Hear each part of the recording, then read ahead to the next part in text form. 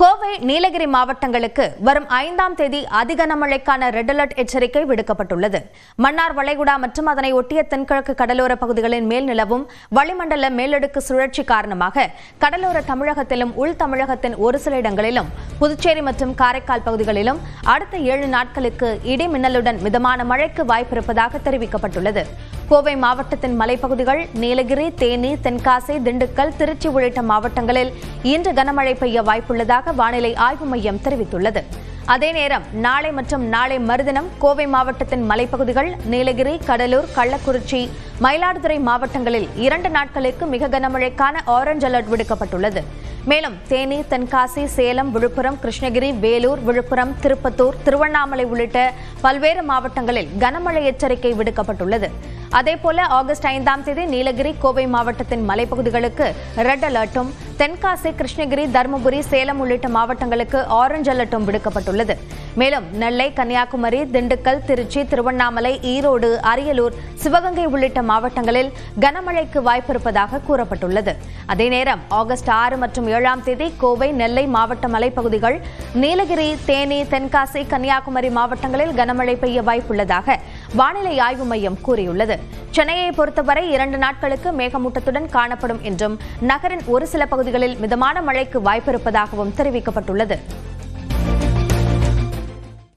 நகரங்களுக்கு இணையாக கிராமங்களிலும் மருத்துவ சிகிச்சை கிடைக்க வேண்டும் என்பதே தங்களது நோக்கம் என்று முதலமைச்சர் மு.க.ஸ்டாலின் தெரிவித்துள்ளார்.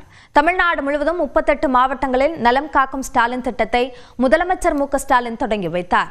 சென்னை பட்டினப்பாக்கத்தில் உள்ள செயின்ட் பீட்ஸ் மேல்நிலைப் பள்ளியில் நடைபெற்ற இந்த நிகழ்ச்சியில் பேசிய முதலமைச்சர் மு.க.ஸ்டாலின் தான் நலமுடன் இருப்பதாக கூறி தனது உரையை தொடங்கினார். மருத்துவமனையில் இருந்தபோதும் அதிகாரிகளிடம் ஆலோசனை நடத்தி உங்களுடன் ஸ்டாலின் முகாம்களின் நிலவரத்தை கேட்டறிந்த முதலமைச்சர் குறிப்பிட்டார். மேலும் தூத்துக்குடிக்கு வந்த பிரதமர் மோடியிடம் மருத்துவமனையில் இருந்தவாறே கோரிக்கை மனுவை தயாரித்து அனுப்பி வைத்ததாக மு.க.ஸ்டாலின் தெரிவித்தார். இந்த நிலையில் மக்களை சந்தித்தால் உடலில் பாதிப்பு இருந்தால் கூட சரியாகிவிடும் என்று முதலமைச்சர் கூறினார். மருத்துவமனையிலிருந்து வீடு திரும்பின பிறகு நேற்று முன்தினம் தலைமைச் செயலக அலுவலகத்துக்கு சென்று என்னுடைய வழக்கமான பணிகளை தொடங்கினோம். அப்போது என்னுடைய செயலாளர்கள் கூட சொன்னாங்க, வெளி நிகழ்ச்சியெல்லாம் ஒரு வாரத்துக்கு தள்ளி வைக்கலாமே அப்படின்னு கேட்டாங்க. இல்லை, அதெல்லாம் தள்ளி வைக்க வேண்டாம், மக்களை சந்திச்சாதான் எனக்கு உற்சாகம் வரும். ஏதாவது உடல்நல என்னுடைய உடலில் ஏதாவது நோய் இருந்தாலும் அது நல்லாயிடும். எனவே மக்கள் பணியை செஞ்சா அதுவே என் உடல்நலத்தை கொடுத்துடும் அப்படின்னு சொல்லித்தான் இங்க வந்திருக்கிறேன். தொடர்ந்து பேசிய அவர், கிராமப்புற மக்களுக்கும் நகர்ப்புற மக்களுக்கும் இணையான சிகிச்சை கிடைக்க வேண்டும் என்பதே தங்களது நோக்கம் என்று கூறினார். இந்த மருத்துவ முகாம்களை மக்கள் சிறப்பான முறையில் பயன்படுத்திக் கொள்ள வேண்டும் என்று முதலமைச்சர் தெரிவித்தார். மேலும் மருத்துவமனைக்கு வருபவர்களை நோயாளிகள் என்று அழைக்கக்கூடாது என்றும் முதலமைச்சர் குறிப்பிட்டார். எல்லாருக்கும் உடல்ல ஏதாவது ஒரு சின்ன பிரச்சனை இருக்கும், அதுக்காக அவங்க நோயாளின்னு சொல்லிடக்கூடாது. மருத்துவர்களையும் மருத்துவமனைகளையும் நாடி வரவங்களை மருத்துவ பயனாளிகளும் நாம் பார்க்கணும்.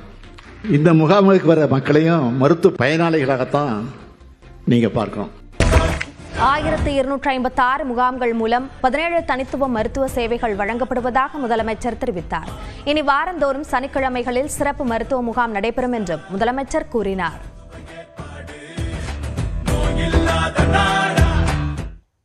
நலம் காக்கும் ஸ்டாலின் முகாம் பேருதவியாக உள்ளது என்று பயனாளர்கள் கருத்து தெரிவித்துள்ளனர்.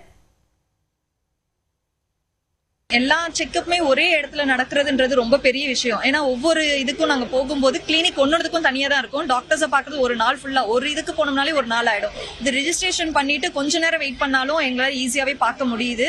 அதுவும் இல்லாம எக்ஸ்ரே எடுக்கிறது, இசிஜி எடுக்கிறது எல்லாமே இங்கே, அதே மாதிரி பல்லு கிளீன் பண்ணி அந்த இது அடைக்கிறதுனாலும் இங்கே பண்றாங்க. ஸோ இது எங்களுக்கு ரொம்பவே யூஸ்ஃபுல்லா இருக்கு.